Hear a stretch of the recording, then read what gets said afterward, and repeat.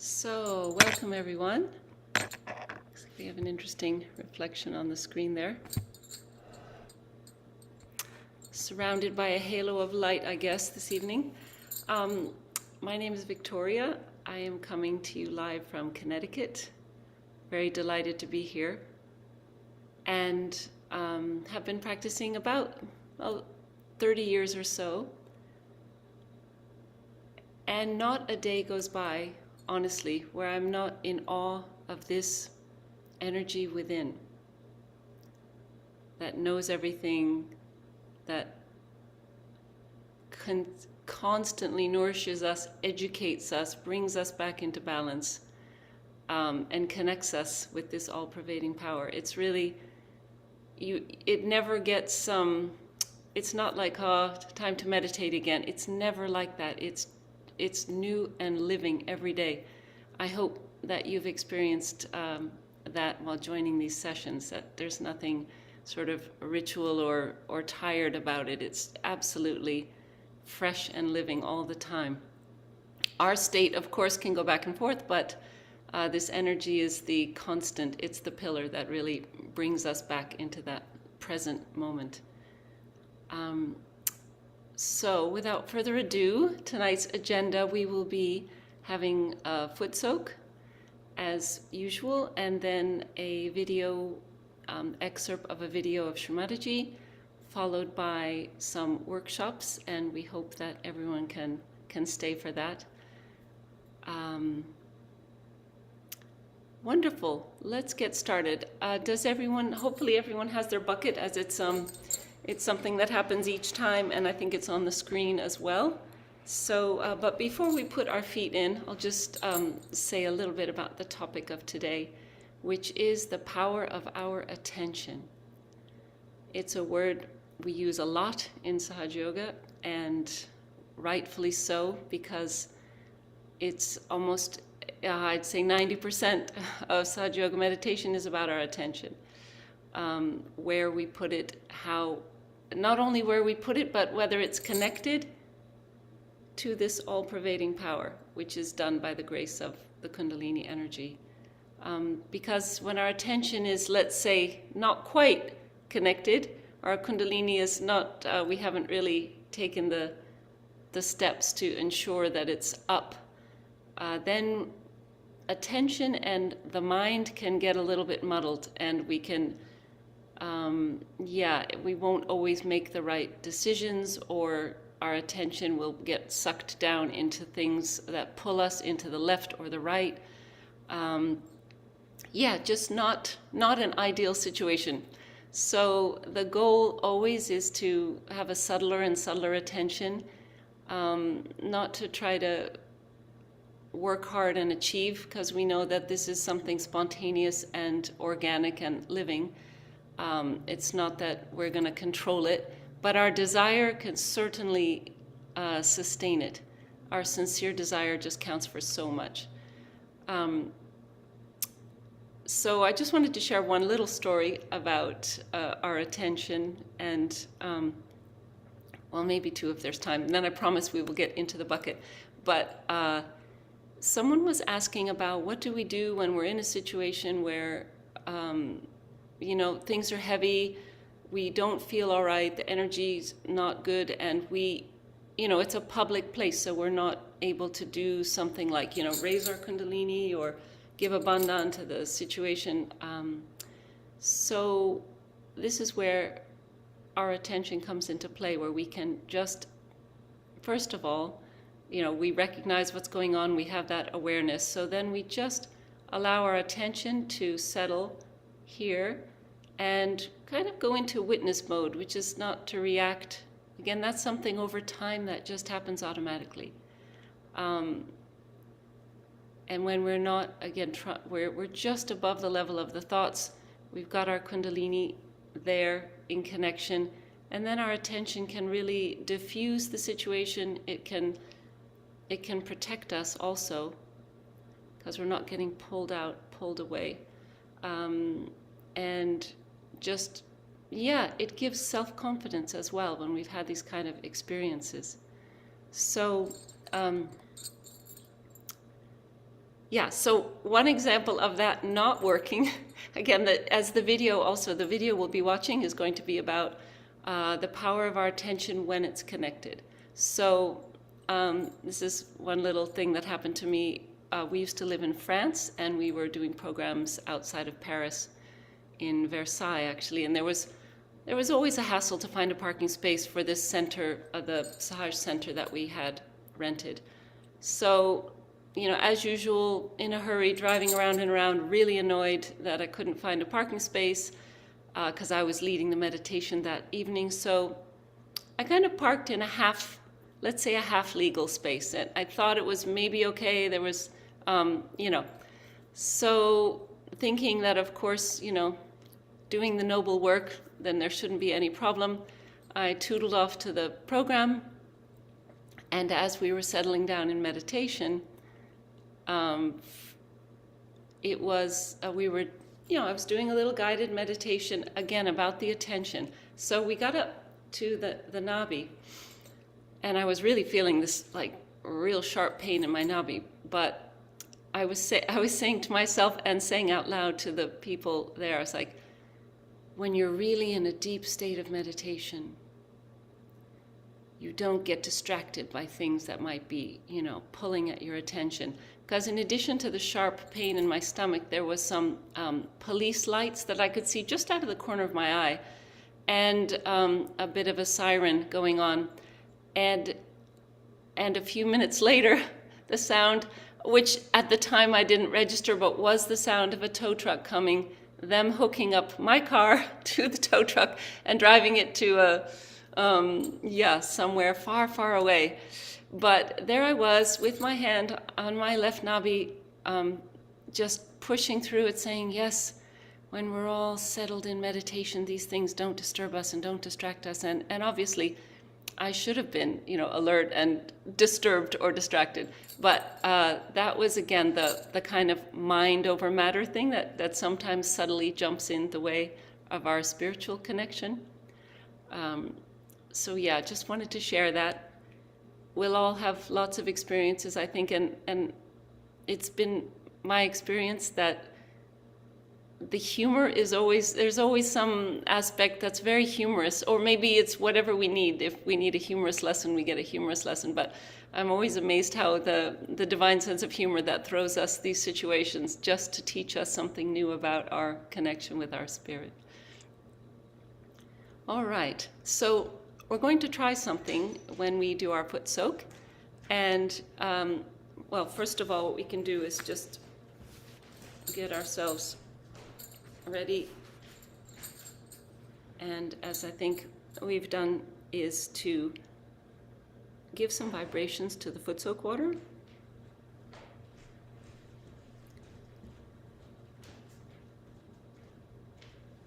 Again, we do that with the attention at the top of the head. And then we can just put our feet inside. And now, instead of usually we do that before, sorry, but what we're going to do now is to raise our Kundalini, give ourselves a bandhan with our attention, that is to say, not moving our hands. So we can just close our eyes and give that a try.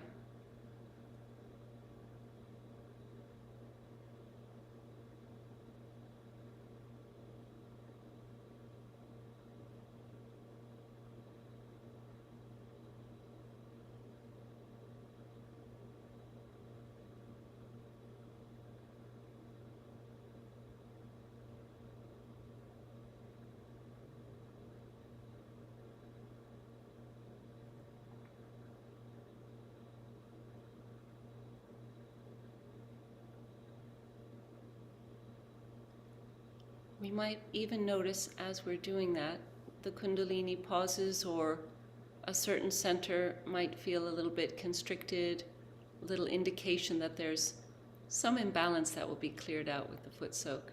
So we can just take note of that and then move on.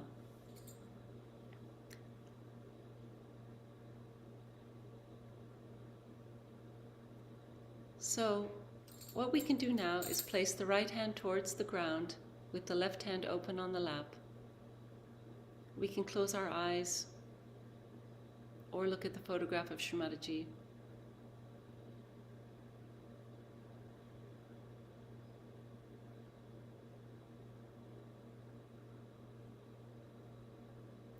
We'll very sincerely ask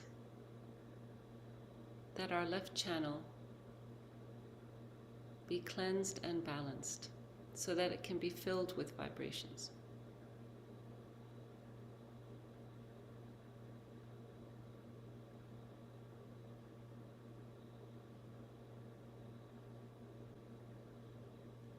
When the Kundalini is raised up the central channel, it will actually descend back into the right and left, but it can't really fill those channels if they're all clogged up with our overactivity of whatever kind, emotional, mental, our attention, simply our attention being pulled away from the center. So again, we're just hollowing out to be able to receive that beautiful charge of vibrations.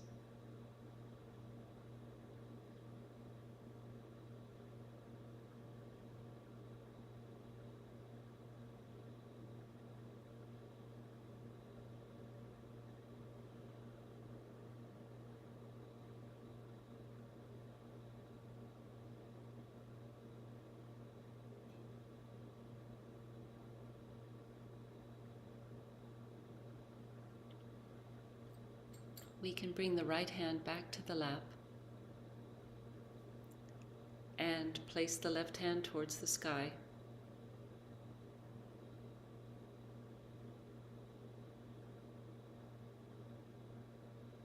And we'll again humbly ask this energy to please cleanse and balance our right channel.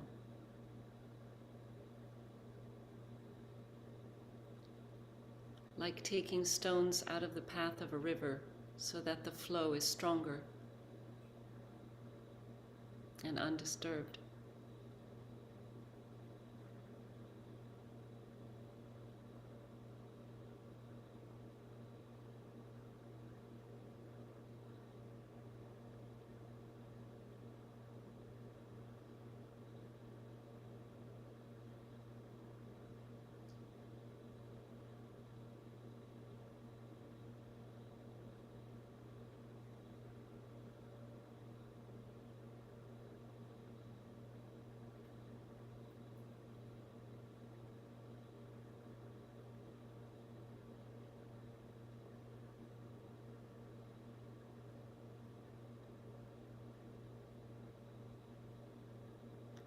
Can bring the left hand down, and now we can keep our attention on the central channel.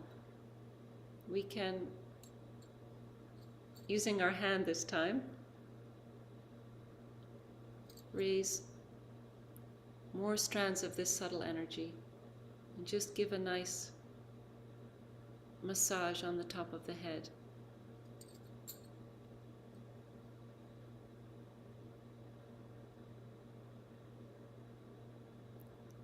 And then raise our hand up.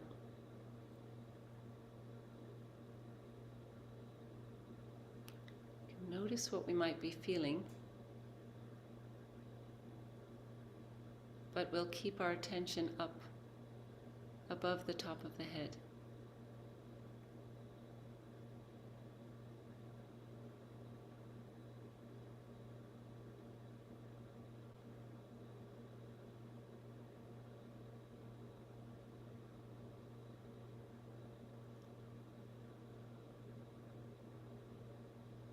Let's take a few deep breaths where we inhale, hold it, and then exhale and hold it out. We can each do that at our own rhythm.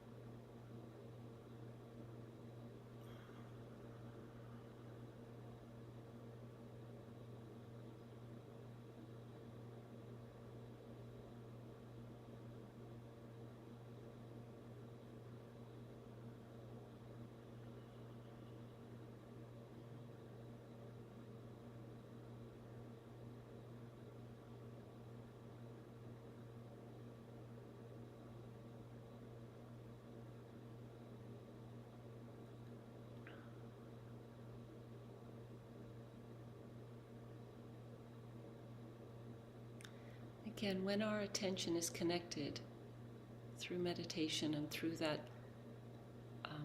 practice of staying above the level of the thoughts, it is simply powerful. Even someone might be thinking of us, might be having a hard time, in distress, and our attention will actually send this divine, powerful energy to support that person, to help that person.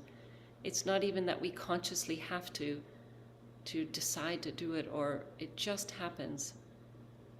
That's something that we can experience. I've experienced so many times. I'm sure you will experience too. It's very beautiful to see. Or someone might say, "Thank you so much for giving me a bandhan." I think I don't know if we've explained the bandhan. We can later, if need be. It's actually putting someone's name or a situation and directing that Kundalini attention towards it. And sometimes even before having a chance to do that, they'll say, "Thank you so much. Everything worked out so beautifully." So again, it's something to just, something very awe-inspiring. So let's once again try with our attention to raise our Kundalini slowly and give ourselves a bandhan.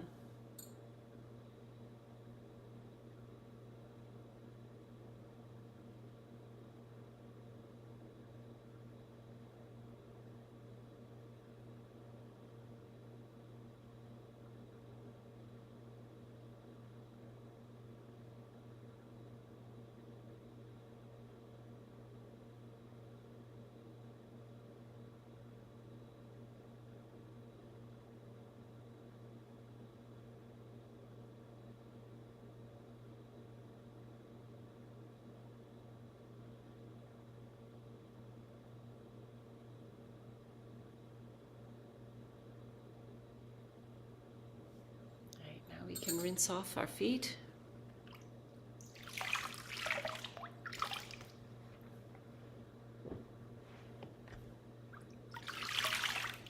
And we'll just keep the bucket aside for now.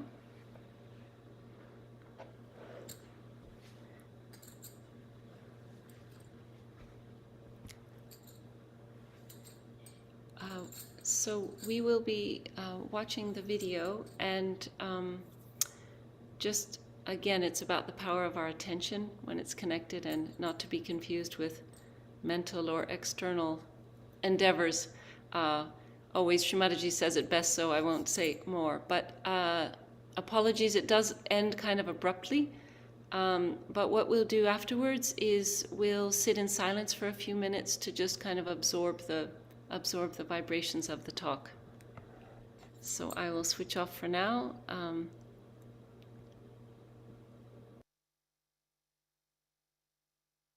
So we must understand that in our seeking, what we have to see is a higher dimension to our awareness. In that dimension, you have to become something. Like you have become a human being. You are no more a monkey, you are a human being now. In the same way, you have to become something. In Sanskrit language, a Brahmin, a person who is a realized soul, the one who knows the Brahma, the all-pervading power, is called as Bijaha, means born again. And also, a bird is called as Bijaha. A bird is first born as an egg, and then it is born as a bird. There's complete transformation. You don't have to certify a bird that it is no more an egg. It just becomes. You see it through that it becomes. So those who are honest and those who are really seeking must know that you have to become something. It's not just that you become mad or you become like some sort of a funny, freaky fellow, but you become really something that is in your awareness. Now, if you have to go to science, we'll find out that Jung, who was a realized soul, who got realization much later, and then he defied Freud, has clearly said that if a human being evolves, he'll have to become collectively conscious. His consciousness becomes collectively aware, meaning that you should feel others within yourself on your fingertips. Muhammad Sahib has said, at the time of resurrection, your hands will speak. Your hands have to speak. Now, the hands have no tongues to speak. So what happens? It is accepted in the medical science that the sympathetic nervous system is expressed in your 7 centers on your fingers, but they don't know which are where and how it is. They cannot put it. And they are honest about it. But they say there is some sympathetic connection with the fingertips.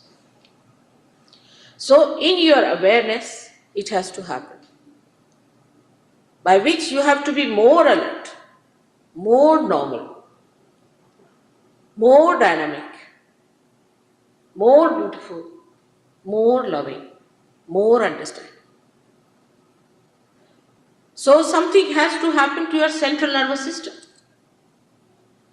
It must be apparent that you are feeling something more in your central nervous system. Now, what people are enamored is that if they see some people dancing madly, they feel enamored. It's a sign that you have not been able to understand. We have seen Christ, we have seen Buddha, Mahavira, Kabira, Nanaka, we had Lao Tse, and so many others. Did they behave like this? Did they become mad? We have got Moses. Did he become mad any time? Was he mad any time, behaving like a mad person?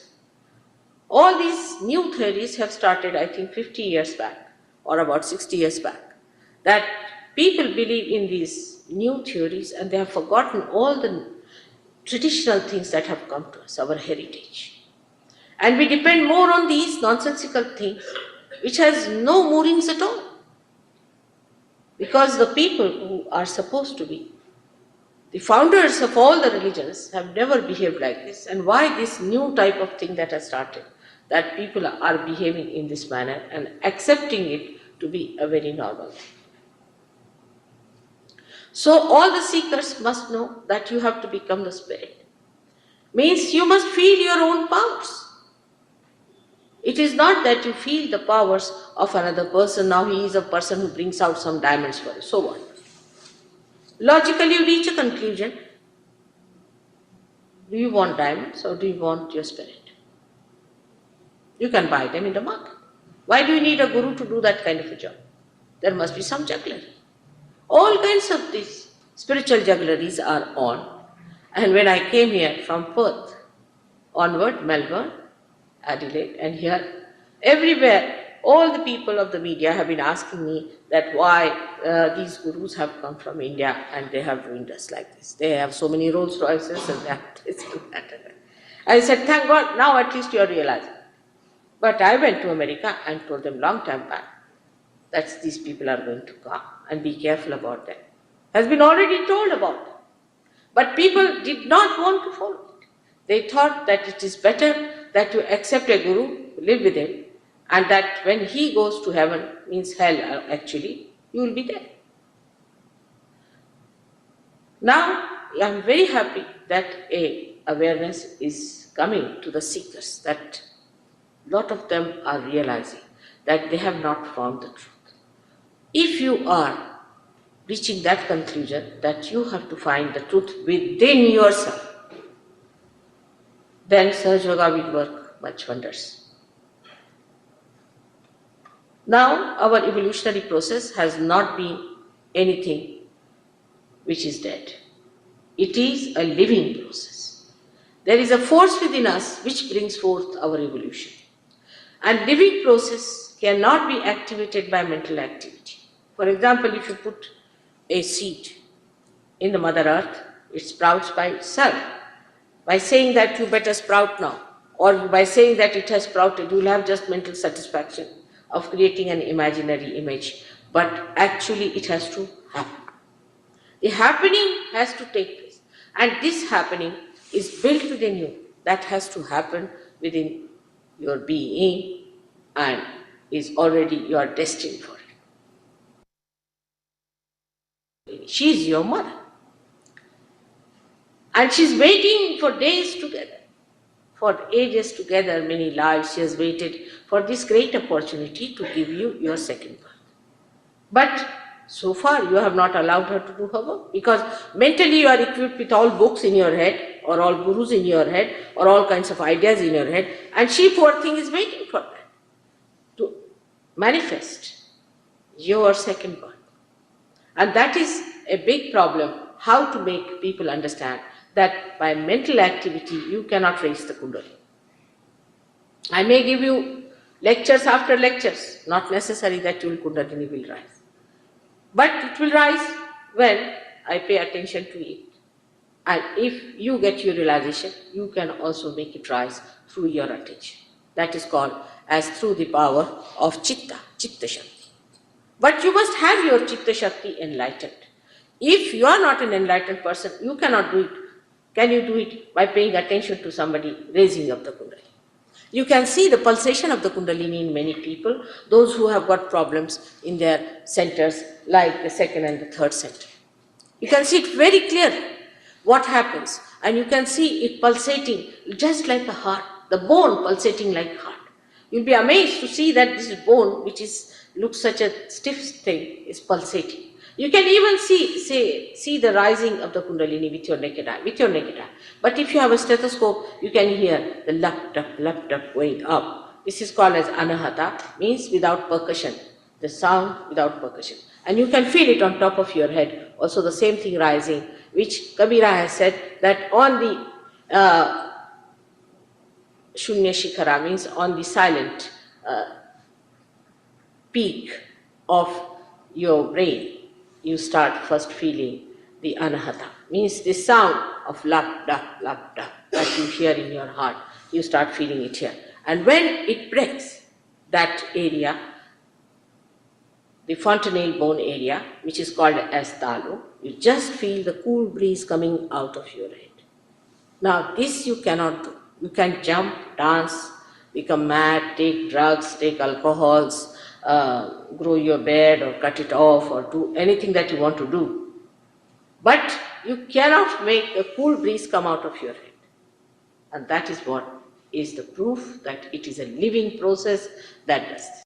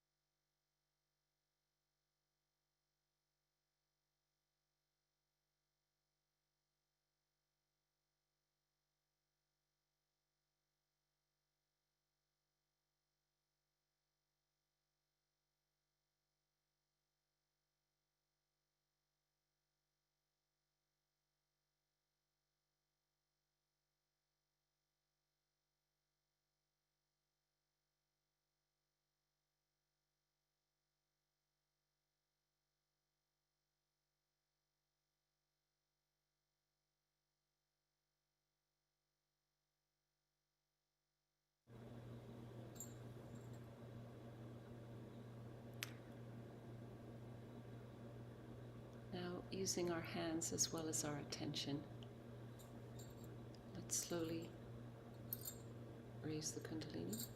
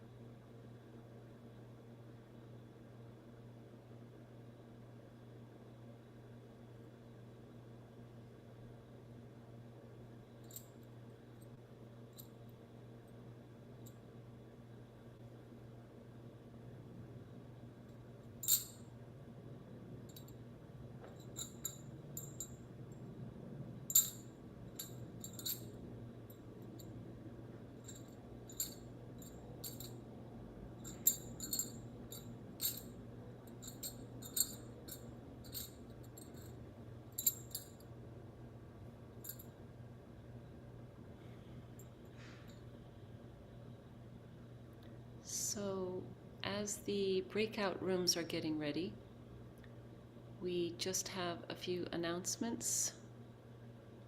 And I think,